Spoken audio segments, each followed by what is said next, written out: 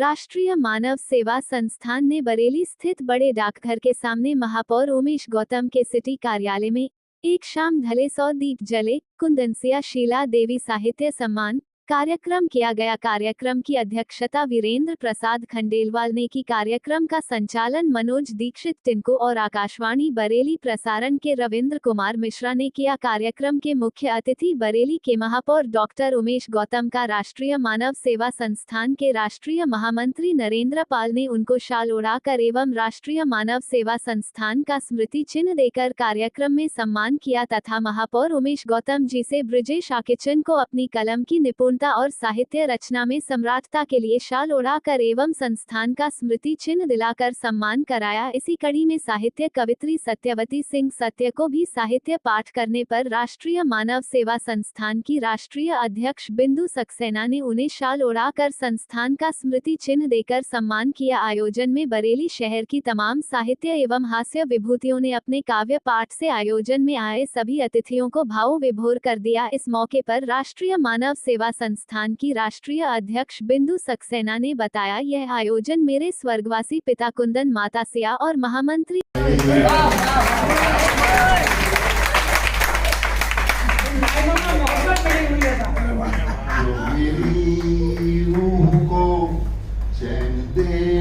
प्यार दे वो खुशी बन गए हो तुम, जिंदगी बन गए हो तुम, जिंदगी बन गए हो तुम। इनके जो बेटे का नाम था वो इस समय ज्यादा दुनिया मुझे दिखाते थे, पापा मुझको कांधे पर बैठाते थे, पापा मुझको कांधे पर बैठाते थे, खुद से ज्यादा दुनिया मुझे दिखाते थे, पापा मुझको भी यादों को बिसराते थे।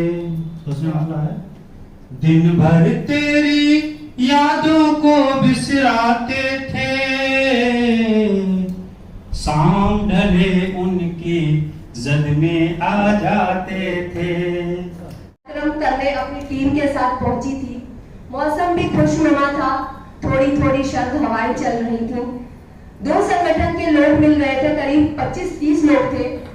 एक बंदा गुजरा और उसने मुझे दीदी कह के संबोधित किया और बोला, दीदी क्या चाय पिला दूं? चाय तो खैर मैं पीती नहीं हूँ, मेरे संगठन के लोग थे, हम कार्यक्रम करने गए थे। मैंने भी मन में ये सोचा चलो चाय भी हो जाएगी और उस इंसान की थोड़ी आमदनी भी हो जाएगी। हम लोगों ने चाय पिया, कार्यक्रम किया, दूसरे संगठन वाले चले गए। जब हमने अपने महामंत्री जी को भेजा कि आप जाइए उसका पेमेंट कर दीजिए, जब महामंत्री जी गए तो उस बंदे ने पेमेंट लेने से मना कर दिया और हमारे महामंत्री जी के सामने हाथ जोड़ के खड़ा हो गया, भाई साहब मैं पेमेंट नहीं ले सकता हूँ। हमारे महामंत्री जी ने उनसे कहा, क्यों नहीं ले सकते? आपने हमें चाय पिलाई है, आप पेमेंट लीजिए। बोले नहीं। महामंत्री जी हमारे पास आए, हमसे बोले, मैडम आप ही जाके उनसे मिलिए, वो हमारे बस के बाहर है। मैंने कहा, मुझे शायद लगा कुछ थोड़ा सा डिस्ट्रीब्यूट हुआ हो। मैंने कहा चलिए कोई बात नहीं, मैं देखती हूँ। मैं गई, मैंने भी उनसे बोला, भैया चाय के कितने पेमेंट हुए? उन्होंने फिर मुझे दीदी कह के संबोधित किया। बोले नहीं दीदी मैं चाय का पेमेंट नहीं ले सकता हूँ। मैंने फिर उनसे सवाल करा, क्यों? वो हाथ जोड़ के मेरे सामने खड़े हो गए और उन्होंने कहा, जब आप समाज के लिए इतना कर सकते हो तो क्या मैं आपके संगठन को चाय नहीं पिला सकता हूँ? तो ऐसे शख्स से, इसीलिए मैंने वहां भी यही कहा कि अगर कहीं जिंदा है कुछ तो आज भी वो गरीबों में है। इसीलिए मैं कहती हूँ आप गरीबों से दोस्ती करिए, 12 बजे रात को भी उसका दरवाजा आपके लिए खुला मिलेगा। ऐसे शख्स महिपाल भैया को मैं बुलाना चाहूंगी, आइए।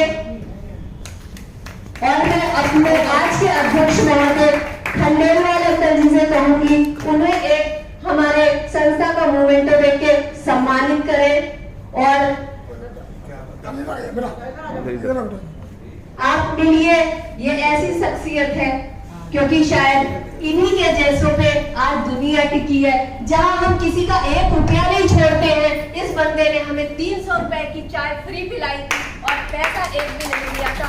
और मुझसे प्रण किया कि दीदी आप जब भी प्रोग्राम करें हमें बताएं, हम आपके साथ रहेंगे, आपके साथ काम करेंगे।